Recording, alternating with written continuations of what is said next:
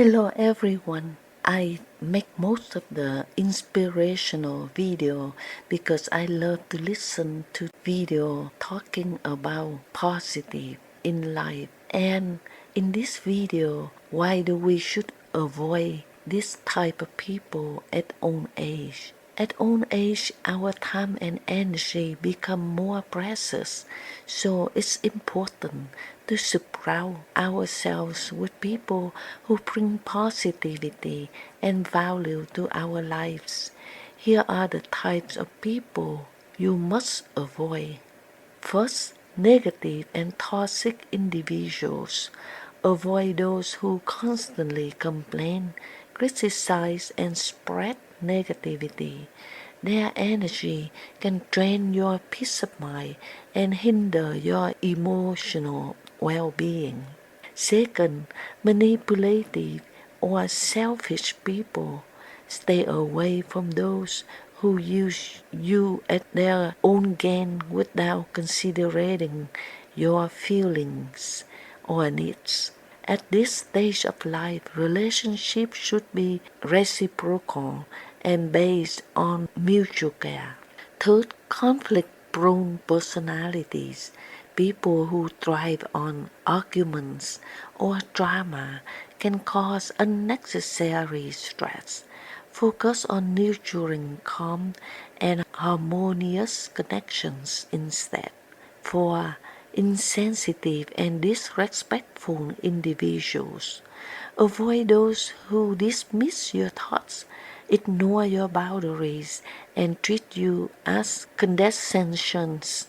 Respect the kindness are essential in all relationships. Fifth, those who bring no joy. Life is too short to spend time with people who do not uplift or bring happiness. Prioritize those who inspire laughter, warmth, and sense of belonging. Surround yourself with kind, understanding, and supportive individuals who enrich your golden years with positivity and meaning. If you ever heard Jonathan Cahn, he have a lot of profile video and he is one of the best inspirational video of Jonathan Cahn that I saved and I want to share with you. Ladies and gentlemen, there is a wisdom that comes with age, a wisdom that time and experience carve into the soul. But just as the righteous walk a narrow path, the journey in old age demands discernment. For while we grow older, we must also grow wiser in the company we keep. Beware. There are 5 types of people you must avoid in your later years, lest they drain your strength, rob your joy, and cloud the purpose God has placed before you. The complainer is a figure all too familiar to many. A constant voice of dissatisfaction that lingers in the background of life. This is the person who always sees the glass half empty, who focuses on what is wrong rather than what is right. They complain about the weather, the government, their family, their health, and even their blessings. Their discontentment knows no bounds, and their words have the power to drag down the spirits of those around them. For the complainer, nothing is ever enough. They may cloak their grumbling as harmless venting, but their attitude reveals a heart that lacks gratitude. The Bible warns against the spirit of grumbling. In the wilderness, the Israelites were freed from the bondage of Egypt by God's mighty hand, yet they complained bitterly about their circumstances. They grumbled about food, water, and their perceived hardships, even longing to return to the very chains they had been delivered from. Their complaints were not simply a matter of words, they reflected a deeper issue, a lack of trust in God's provision, and a blindness to his blessings. This spirit of complaining ultimately led to their downfall, causing them to wander in the desert for 40 years. It is written in 1 Corinthians 10:10, "Do not grumble, as some of them did and were killed by the destroying angel." Complaining is not a trivial matter, it carries spiritual consequences. When you allow a complainer into your inner circle, their negativity begins to seep into your own life. It's like a drop of ink in a glass of water, subtle at first, but it spreads until the entire glass is tainted. The constant murmuring plants seeds of dissatisfaction in your heart, making it harder to recognize and appreciate the blessings in your own life. Their complaints become a lens through which you start to view the world. dimming your joy and clouding your perspective. The complainer thrives on attention, drawing others into their web of negativity. They often seek validation, wanting others to join in their grievances. Their conversations rarely lead to solutions. Instead, they magnify problems, leaving everyone feeling drained. Spending time with a complainer can leave you emotionally exhausted, as their words weigh heavily on your spirit. Their presence disrupts the peace and joy that should define your days, especially in old age, when each moment is a gift to be cherished. The root of a complainer's attitude often lies in ingratitude and a lack of faith. Instead of focusing on what they have, they fixate on what they lack. Instead of trusting in God's sovereignty, they question his plans. The Apostle Paul, who faced countless trials and hardships, declared in Philippians 4:11-12, "I have learned to be content whatever the circumstances. I know what it is to be in need, and I know what it is to have plenty. I have learned the secret of being content in any and every situation." Contentment is a mark of spiritual maturity, and it is cultivated by gratitude and trust in God. The complainer, however, resists this path, choosing instead to dwell in a perpetual state of dissatisfaction. There is also a subtle danger in the influence of a complainer that can rob you of your ability to see God's hand at work. When you constantly hear words of negativity and despair, it becomes harder to recognize the beauty and purpose in your own journey. Complaining drowns out the voice of gratitude and silences the song of praise that should flow from a heart attuned to God's goodness. In Romans 1:21, it is said, "For although they knew God, they neither glorified him as God nor gave thanks to him, but their thinking became futile, and their foolish hearts were darkened. A heart that fails to give thanks is prone to darkness and despair." Furthermore, the complainer's influence can hinder your spiritual growth. In old age, when life's challenges may increase, it is all the more important to cultivate a spirit of thankfulness and trust. Surrounding yourself with complainers creates an environment where bitterness and discontent can take root. Instead of lifting your eyes to the heavens, you find yourself drawn into the mire of earthly frustrations. Your focus shifts from God's promises to life's problems, and your faith may waver under the weight of constant negativity. The power of words cannot be underestimated. Proverbs 18:21 declares, "The tongue has the power of life and death. A complainer's words bring death to joy, hope, and peace. They create an atmosphere of heaviness, sapping the vitality and energy that should define your later years." To guard your heart and mind, it is crucial to recognize the impact of a complainer's words and to distance yourself from their influence. Just as you would protect your home from an intruder, you must protect your spirit from the toxic effects of constant negativity. A life filled with gratitude and praise is the antidote to the influence of the complainer. Instead of focusing on what is lacking, focus on what is abundant. Instead of dwelling on difficulties, dwell on God's faithfulness. In doing so, you will not only guard your own spirit, but also serve as a light to those around you, offering a contrast to the darkness of the complainer's world. The critic is a voice that seeks to undermine, to diminish, and to plant doubt where there should be confidence and faith.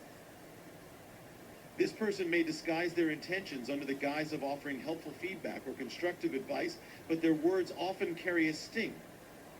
They find fault with your decisions, your actions, and even your dreams. Nothing seems to escape their scrutiny, and instead of encouragement, they offer discouragement. Their constant evaluation chips away at the soul, leaving you questioning yourself and your path. Criticism, when offered in love and wisdom, can indeed be a gift. It can guide, correct, and help refine one's character. But the critic does not operate in this spirit. Their words are not meant to build you up, but to break you down. They highlight flaws without offering solutions, sowing seeds of insecurity that can grow into a harvest of self-doubt. Their criticism often stems from their own unresolved issues, envy, pride, or dissatisfaction within themselves. Instead of addressing their own shortcomings, they project their frustrations onto others, using words as weapons to tear down rather than tools to uplift. The Bible provides clear warnings about the destructive power of the tongue. James 3:5-6 describes it as a small part of the body, but it makes great boasts. Consider what a great forest is set on fire by a small spark. The tongue also is a fire, a world of evil among the parts of the body. The critic wields this fire carelessly, often unaware of the damage they cause. Their words, once spoken, take root in the minds and hearts of others, creating wounds that can take years to heal. In old age, the critic's influence becomes particularly dangerous.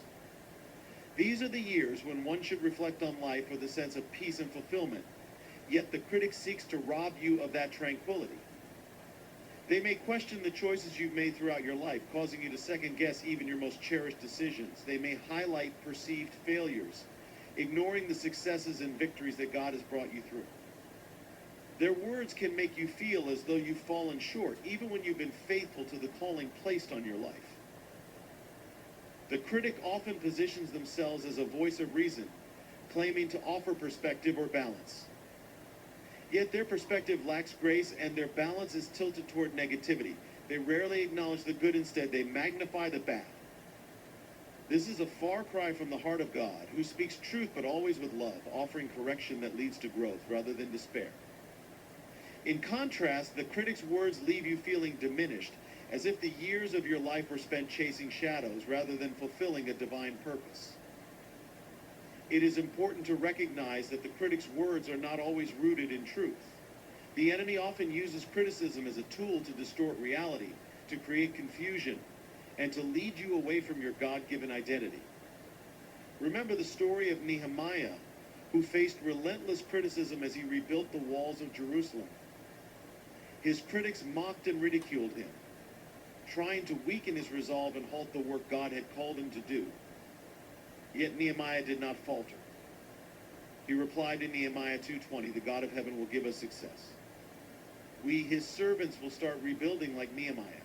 You must learn to discern between voices that speak truth and those that aim to distract and destroy." The critic can also create an environment of fear of failure, fear of rejection, fear of stepping out in faith.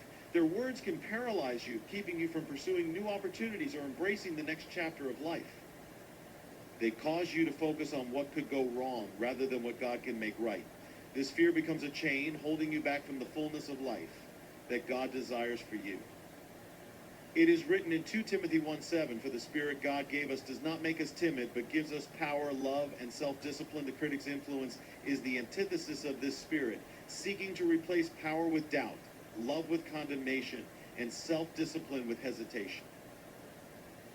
The critic also has a way of distorting relationships. Their words can sow division, creating rifts between family members, friends, and even within the church.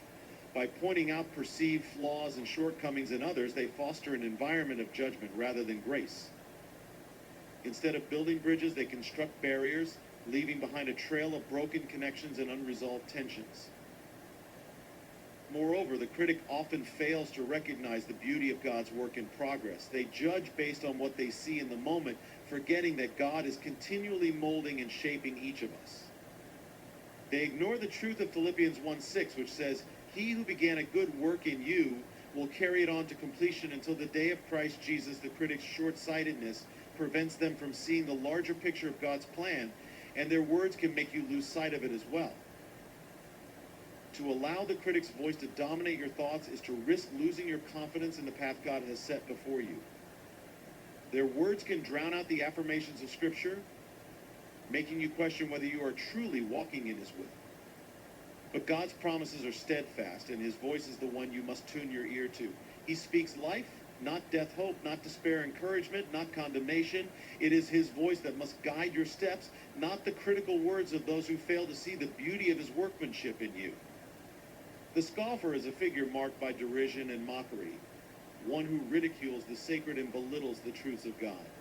This person operates with a spirit of arrogance, quick to dismiss anything that speaks of righteousness, holiness, or divine purpose. They laugh at faith, question morality, and challenge the very foundations of spiritual life. To them, reverence is foolishness, and the fear of the Lord is a relic of an outdated belief system. Their words drip with scorn, and their presence sows doubt and confusion. The scoffer's attitude is not new. Throughout the Bible, we see their mocking voice rise against the faithful. In the time of Noah, scoffers mocked the idea of a coming flood as the prophet labored to build the ark. They dismissed his warnings and laughed at his obedience to God. Yet when the rain began to fall, their mockery turned to terror. The scoffer's failure to take the sacred seriously leads to their own downfall. As Proverbs 19:29 declares, judgments are prepared for scoffers, and beatings for the backs of fools. Their arrogance blinds them to the reality of God's justice. The danger of the scoffer lies not only in their personal rejection of truth, but in their influence on others. They speak with a confidence that can unsettle even the firmest believer. Their mocking tone can cause those around them to question their faith, planting seeds of doubt where there was once certainty. Like a serpent in the garden, they twist the truth with cunning words, leading others astray. Their scoffing is not merely about disagreement, it is a deliberate attempt to undermine faith and erode trust in God's word. Psalm 1:1 provides a clear warning. Blessed is the one who does not walk in step with the wicked, or stand in the way that sinners take, or sit in the company of mockers. To sit in the company of scoffers is to risk absorbing their cynicism, allowing their mockery to shape your thoughts and attitudes. Their disdain for the sacred can dull your sense of reverence, making the holy seem mundane and the eternal seem irrelevant. The scoffer's influence can erode the spiritual foundation that has been built over a lifetime of faith. The scoffer thrives on intellectual pride, positioning themselves as above the need for God or divine instruction. They rely on human reasoning and mock the mysteries of faith that cannot be fully comprehended by the mind alone. They forget that the foolishness of God is wiser than human wisdom, 1 Corinthians 1:25. Their confidence in their own understanding blinds them to the deeper truths of the Spirit, leading them to reject what they cannot explain. Their laughter at the unseen is rooted in a shallow perspective, one that fails to grasp the grandeur of God's plan.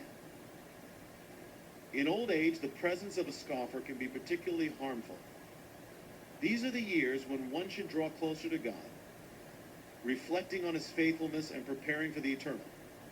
Yet the scoffer seeks to pull you away from this sacred journey, distracting you with doubts and derision.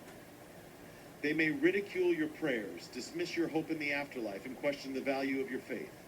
Their words can create an inner conflict, making you feel as though your devotion is misplaced or foolish.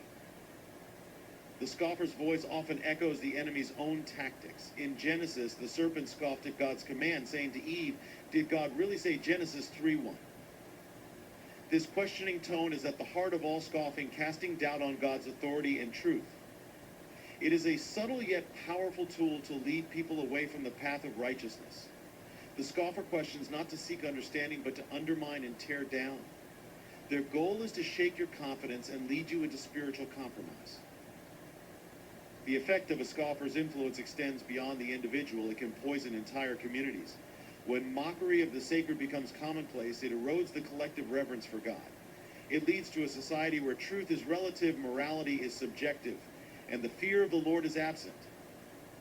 In such an environment, the scoffer thrives, emboldened by the growing rejection of divine principles. This is why Proverbs 22:10 advises, "Drive out the scoffer, and strife will go out, and quarreling and abuse will cease." Removing the scoffer restores peace and preserves the sanctity of the community. The scoffer's arrogance often blinds them to their own vulnerability. They mock the very truths that offer life and salvation, rejecting the only path to true wisdom.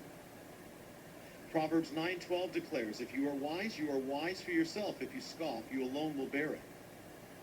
Their mockery leads to isolation, cutting them off from the grace and fellowship that could bring healing and redemption. They fail to see that their laughter is hollow, a cover for a deeper emptiness that only God can fill. To engage with a scoffer requires discernment and wisdom. While we are called to share the truth in love, there comes a point where prolonged exposure to their mockery becomes spiritually damaging.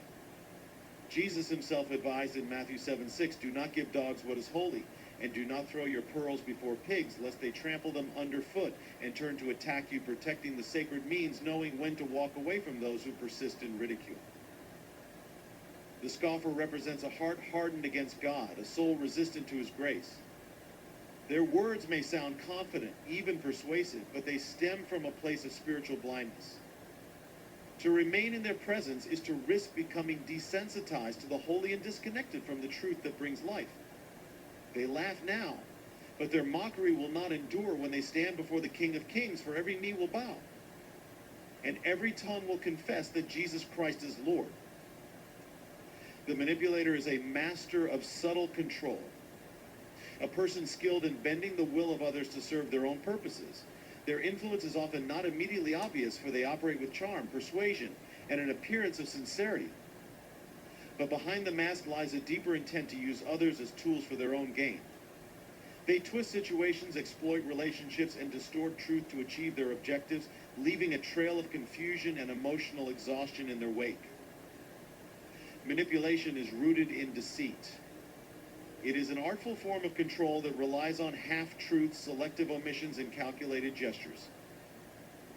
The manipulator presents themselves as a confidant, a helper, or even a victim.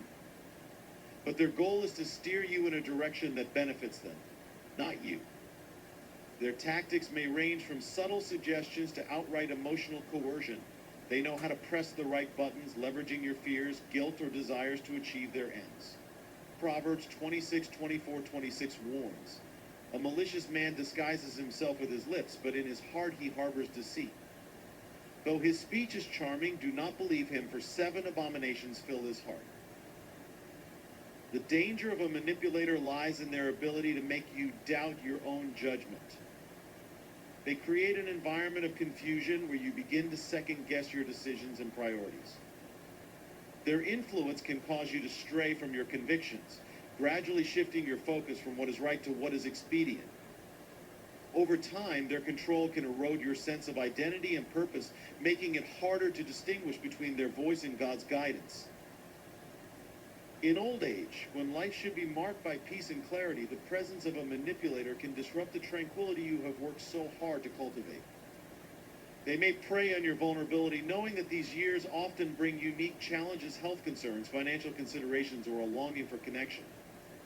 The manipulator exploits these aspects of life, offering solutions or companionship with strings attached. They may feign concern for your well-being, but their true motivation is to serve their own interests, whether it is seeking financial gain, emotional dependence, or control over your decisions. Their actions are ultimately self-serving. The Bible provides examples of manipulation and its destructive consequences. Consider Delilah, who manipulated Samson into revealing the secret of his strength.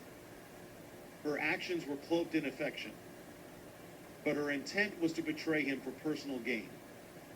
Samson's trust in her led to his downfall, as he was captured and blinded by his enemies. This story serves as a cautionary tale about the dangers of trusting those who do not have your best interests at heart. Manipulators often present themselves as allies, but their actions lead to harm and loss. The manipulator's tactics often involve exploiting emotions. They may use flattery to gain your trust, making you feel valued and appreciated, only to leverage that trust for their own benefit. Alternatively, they may employ guilt, reminding you of past favors or obligations to pressure you into compliance. They might even play the victim, portraying themselves as helpless or in need of rescue, appealing to your compassion to draw you into their schemes. These strategies are designed to bypass your rational judgment, engaging your emotions to achieve their goals. Manipulation thrives in the absence of clear boundaries. The manipulator seeks to blur the lines between their needs and yours, creating a dynamic where you feel responsible for their well-being or success. They may disregard your limits, pushing you to sacrifice your time, energy, or resources to accommodate their demands. In doing so, they undermine your ability to prioritize your own health, relationships, and spiritual growth. Galatians 5:1 reminds us, "It is for freedom that Christ has set us free. Stand firm then, and do not let yourselves be burdened again by a yoke of slavery." Allowing a manipulator to control your life is a form of bondage that robs you of the freedom Christ has given. The manipulator also distorts truth to serve their narrative. They may twist your words, reframe events, or withhold key information to shape your perception of reality. This creates a power dynamic where they hold the upper hand, controlling how situations are interpreted and resolved. Over time, their manipulation can erode trust, not only in them, but in yourself and others. You may find yourself questioning the motives of those around you, growing increasingly isolated and uncertain. This isolation plays into the manipulator's hands, as it makes you more dependent on their guidance and approval. Recognizing a manipulator requires discernment and wisdom. Their charm and subtlety make it difficult to see their true intentions, but their patterns of behavior reveal the truth. They consistently prioritize their own needs over yours, disregard your boundaries, and resist accountability for their actions. They may use spiritual language or invoke God's will to justify their behavior, but their fruit is not of the Spirit. As Jesus said in Matthew 7:16, by their fruit you will recognize them. Do people pick grapes from thorn bushes or figs from thistles? The manipulator's fruit is marked by control, confusion, and self-interest, not love, peace, and humility. Allowing a manipulator to remain in your life can hinder your spiritual growth and steal the peace that God desires for you. Their influence creates a climate of tension and uncertainty, distracting you from God's voice and his purpose for your life. To protect your heart and mind, you must recognize the signs of manipulation and take steps to establish firm boundaries. Trust in the wisdom and guidance of the Holy Spirit, who leads you into all truth and guards you from the deceitful schemes of others. The bitter soul is a person weighed down by the pain and disappointments of life, unable to let go of the offenses, hardships, or failures they have endured. Their bitterness seeps into every aspect of their being, coloring their thoughts, words, and actions. This person carries a deep sense of resentment, holding tightly to past wrongs, whether real or perceived, and allowing them to fester. Bitterness, like a root, grows unseen beneath the surface, but its effects become evident over time. It distorts perspective, hardens the heart, and sours relationships, leaving the bitter soul trapped in a cycle of negativity and despair. Bitterness often begins with an unresolved hurt. Perhaps a betrayal by a close friend, a loved one who failed to meet expectations, or a dream that never came to fruition. Over time, the hurt turns into anger, and when left unchecked, that anger calcifies into bitterness. Unlike anger, which can flare up and subside, bitterness lingers and grows stronger. It feeds on itself, replaying past wounds in the mind and reinforcing feelings of injustice and victimhood.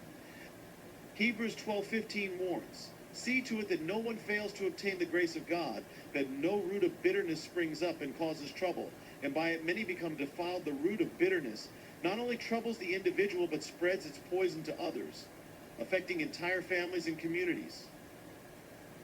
The bitter soul often becomes isolated, for bitterness creates a barrier between them and others. Their words are laced with negativity, and their demeanor repels rather than attracts. Relationships become strained as friends and loved ones struggle to endure the constant complaints and grievances. The bitter soul may feel misunderstood or abandoned, yet it is their own bitterness that drives people away. This isolation deepens their sense of resentment, further entrenching them in their bitterness. They fail to recognize that the very walls they built to protect themselves are the same walls that imprison them. Bitterness is not only an emotional burden, but also a spiritual one. It hinders the flow of God's grace and prevents the bitter soul from experiencing the fullness of his love and peace. When the heart is consumed by bitterness, it becomes closed off to the healing and renewal that God offers. The bitter soul may pray, but their prayers are often tainted by a desire for vindication rather than restoration.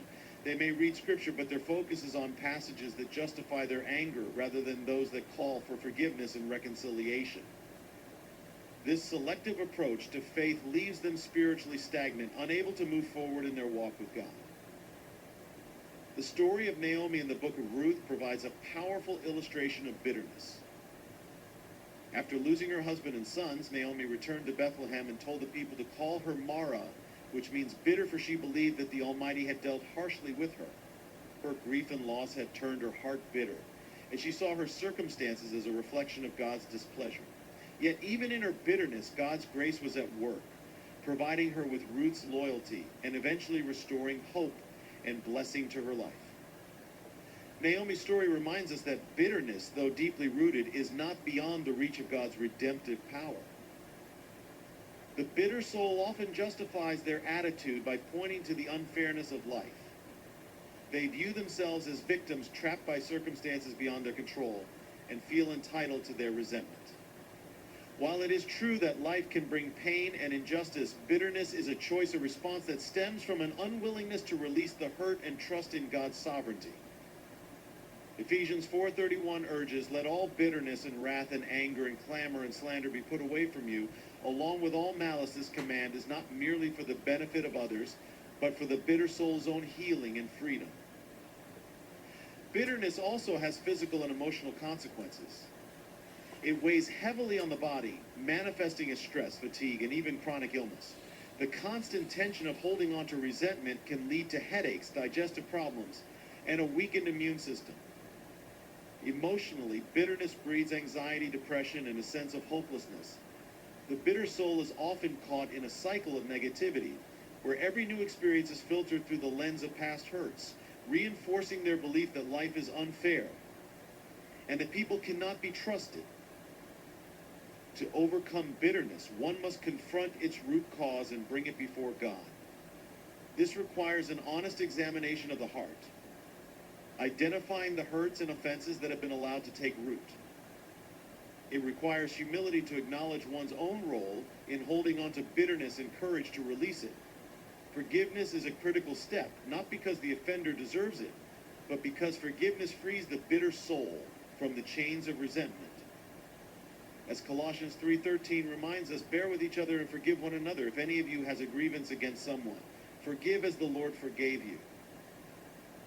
The bitter soul must also cultivate gratitude, shifting their focus from what they have lost to what they have been given. Gratitude has the power to uproot bitterness, replacing it with a spirit of thankfulness and joy. It opens the heart to God's blessings and redirects the mind toward His faithfulness. By choosing to dwell on His goodness rather than life's disappointments, the bitter soul can begin to experience the peace that surpasses understanding.